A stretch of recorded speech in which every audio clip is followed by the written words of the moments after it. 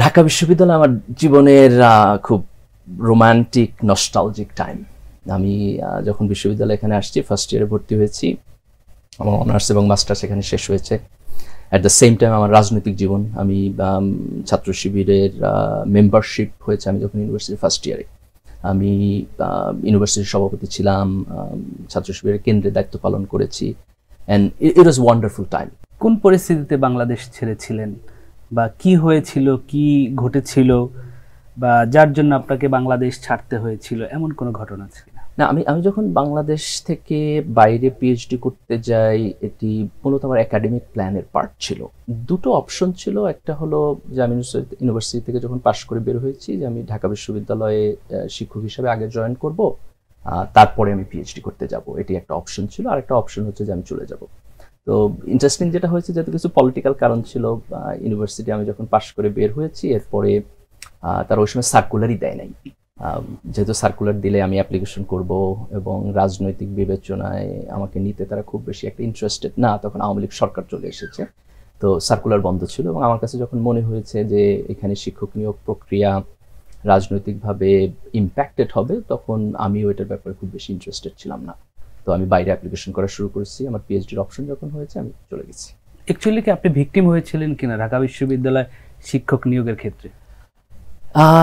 এখানে প্রশ্নটা হলো, আমি অনার্সে ফার্স্ট ছিলাম, মাস্টার্সে ফার্স্ট ছিলাম। তো আমাদের ডিপার্টমেন্টের সাধারণত কালচার হলো যারা অনার্স এবং মাস্টার্সে ভালো রেজাল্ট করে তারা বিশ্ববিদ্যালয়ের শিক্ষক হয়। তো আমি যদি নর্ম বা কালচারাল প্র্যাকটিস হিসাবে দেখি, তাহলে আমি অ্যাপ্লিকেশন করলে আমার বিশ্ববিদ্যালয়ের নেওয়া উচিত, আমি যদি কালচারাল নর্মের দিকে দেখি। কিন্তু রাজনৈতিক যে সিচুয়েশন ছিল, সে কারণে বিশ্ববিদ্যালয় আমাকে নেওয়ার ব্যাপারে ইন্টারেস্টেড ছিল না, বা তারা নিত না।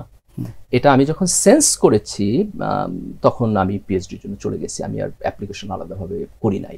অথবা আমি যখন পিএইচডি শেষ করেছি, তখন বাংলাদেশে গণতান্ত্রিক ব্যবস্থা ফ্যাসিবাদের দিকে হাঁটা শুরু করেছে।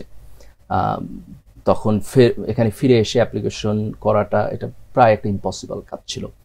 আমি এটা ট্রাই করি নাই যে ওকে আমি অ্যাপ্লাই করলে কি হবে, কিন্তু আমার বন্ধু বান্ধব যারা এমনকি রাজনীতিও করেন নাই, তাদের মধ্যে অনেকে এসে ইন্টারভিউ ফেস করেছেন এবং খুব এম্বারাসড হয়েছেন, যেহেতু শিক্ষক নিয়োগ প্রক্রিয়াটা পলিটিসাইজড সেখানে ছিল।